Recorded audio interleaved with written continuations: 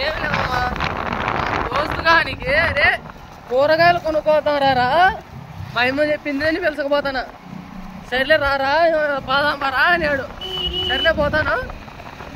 మొలకల దూరకు వచ్చినాక మా సంతలేకి అరే నాకు కూరగాయలు కావాలని డబ్బులు చేతిలో పెట్టి దేవో మాట్లాడాడు. అరే నువ్వు కొనద్దు రాని తీసిస్తా రా వెనకాల రారా అంటే అట్లా రాడంట.